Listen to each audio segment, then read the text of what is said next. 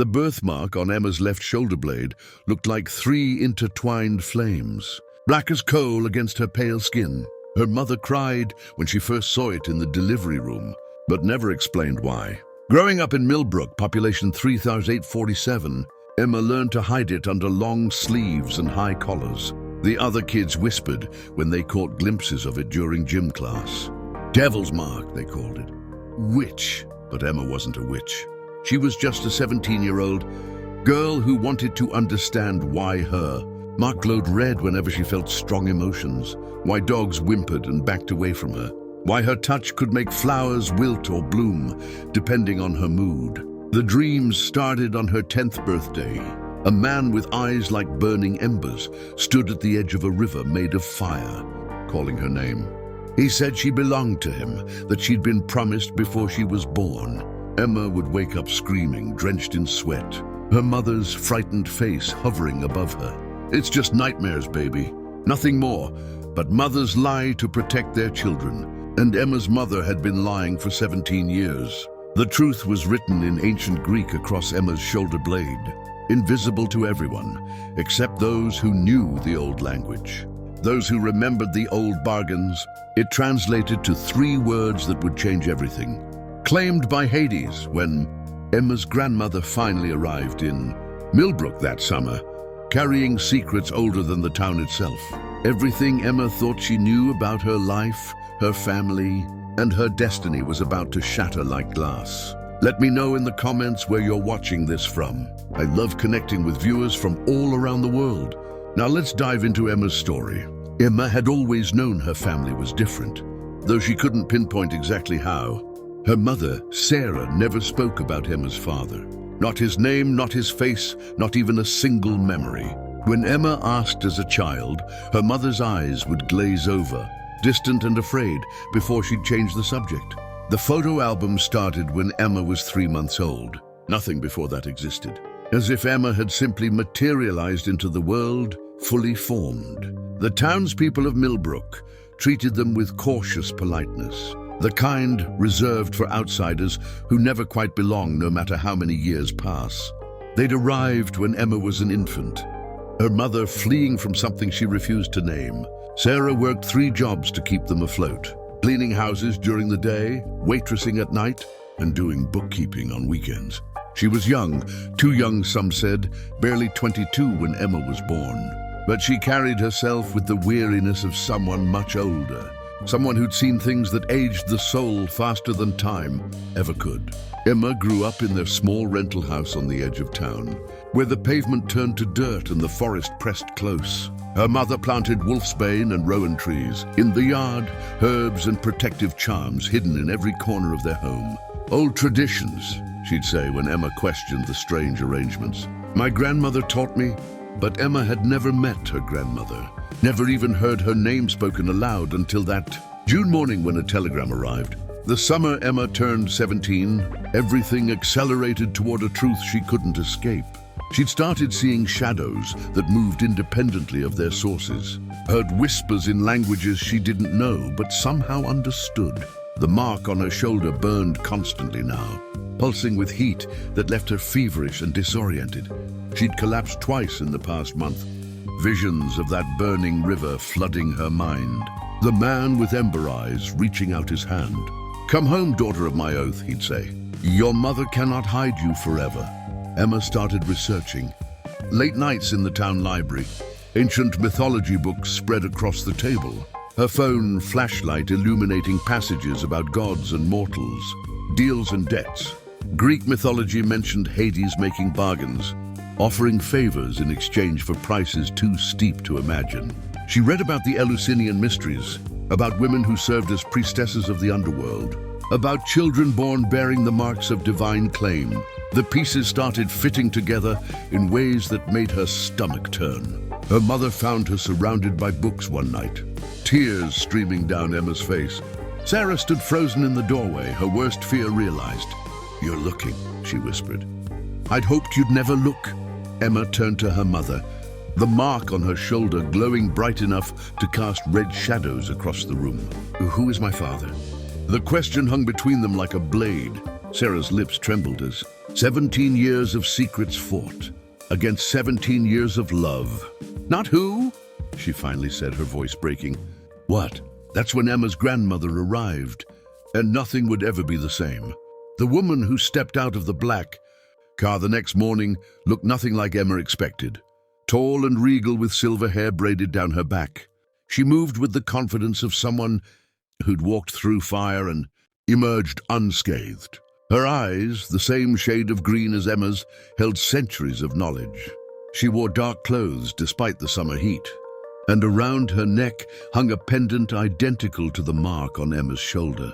Sarah stood on the porch, her face drained of color, hands trembling at her sides. "Mother," she breathed, "you swore you'd never come here." Emma's grandmother, who introduced herself simply as Helena, smiled without warmth. "The oath is awakening. Did you think you could hide her forever?" She turned those ancient eyes on Emma, studying her granddaughter with an intensity that made Emma's skin prickle. "She's nearly of age. The mark is calling her home. You've had 17 years. Sarah, that was the agreement." Emma's mind raced. Agreement? Oath? She looked between her mother and grandmother, feeling like she'd stumbled into the middle of a story that started long before her birth. "Someone needs to tell me what's happening," Emma said, her voice stronger than she felt. "Right now." Helena walked past Sarah into the house without invitation, and Emma followed, desperate for answers. They sat in the small living room, the air thick with tension and unspoken truths. Helena began to speak, and Emma's world turned inside out. "Your mother made a bargain 25 years ago. She was dying, you see, cancer eating through her body at 19 years old. The doctors gave her months. She prayed to every god she could name, and one answered." Emma's hands clenched into fists. "Hades," Helena nodded. "He offered her life, full remission, a future. In exchange, she would bear his child, a daughter who would serve as a bridge between worlds when she came of age." But there was more to the story. Layers of complication that made Emma's head spin. Sarah finally spoke, her voice raw with emotion. "I didn't know what it meant, not really. I was terrified and desperate, and he was kind in his own way. He explained that every few generations, the underworld needs a living anchor, someone who can walk between the realm of the dead and the living. The bloodline had been broken. I would live, and in return, I'd give him a daughter." She looked at Emma with tears streaming down her face. "But when you were born and I saw that mark, when I felt the power radiating from you even as an infant, I knew I'd made a mistake. I'd sold my daughter to pay for my life." Emma felt numb, detached from her body, as if watching this conversation happen to someone else. "So my father is Hades, the god of the underworld. That's what you're telling me?"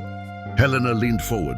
"Not just Hades, you carry his essence, his power over death and the spaces between. The mark is his seal, his claim on you. When you turn 18 in 3 months, the bond will complete. You'll be pulled to the underworld to fulfill your purpose." Emma stood abruptly, the room spinning.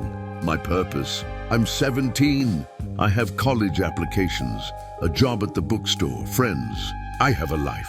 But even as she said it, she knew her life had been an illusion, a temporary reprieve from a destiny written before she was born. Helena's expression softened slightly. "You have power, Emma, real power. The ability to speak with the dead, to guide lost souls, to maintain the balance between life and death. You're not just human, you're something more." Sarah grabbed Emma's hand. "We can fight this. There are ways to break divine oaths, loopholes, protections. I've been researching for years." But Emma could feel the truth in her bones, in the burning mark on her shoulder, in the dreams that had haunted her entire life. Fighting wouldn't change what she was, who she was. The question wasn't whether she'd go to the underworld. The question was whether she'd go, willingly or be dragged. Emma spent the next 3 days in a fog of confusion and fear. Helena stayed, filling the small house with her presence, teaching Emma things her mother had tried to keep hidden. She learned that the whispers she'd heard were the voices of spirits caught between worlds, that her ability to sense emotions came from her connection to souls, that the flowers died or bloomed at her touch, because she carried both death and life within her. Helena showed her how to control the mark, how to dim its glow and soothe its burning. They practiced in the backyard at midnight, Emma learning to channel the power that had always frightened her. She discovered she could see the thin places where the veil between worlds grew gossamer and weak. She could sense when death was near, feel its approach like a cold wind. Her mother watched these lessons with increasing desperation, and Emma could see the guilt eating her alive. On the fourth night, Emma found Sarah in the kitchen at 3 in the morning, surrounded by old books and scrolls, desperately searching for a way out. "Mom," Emma said softly, "maybe this is who I'm supposed to be." Sarah's head snapped up, her eyes red from crying. "Don't say that. Don't accept this. You deserve a normal life, a choice." But Emma had been thinking. The power growing inside her didn't feel wrong or evil. It felt natural, like finding a part of herself she'd been missing. The spirits she could now clearly see weren't frightening anymore. They were lost, confused, needing guidance. Maybe her purpose wasn't a curse. Maybe it was something else entirely. "What if I want to meet him?" Emma asked. "What if I want to understand this part of myself?" Sarah's face crumpled, but before she could respond, the temperature in the house dropped 30 degrees. Every window frosted over. Every light flickered and died. And in the sudden darkness, a voice like grinding stone and distant thunder filled the room. "My daughter asked for me. How can I refuse?" He appeared in the center of the living room as if he'd always been there, just waiting to be noticed. Hades looked nothing like the cartoon villain Emma had imagined as a child. He was tall and lean, wearing a dark suit that seemed to absorb light. His eyes were indeed the color of embers, but they held warmth when they landed on Emma. Genuine affection mixed with something like pride. His hair was black shot through with silver, and power radiated from him in waves that made the air shimmer. Sarah stepped in front of Emma protectively, but Helena remained calm, bowing her head slightly in acknowledgement. "Lord Hades," Helena said. "You're early."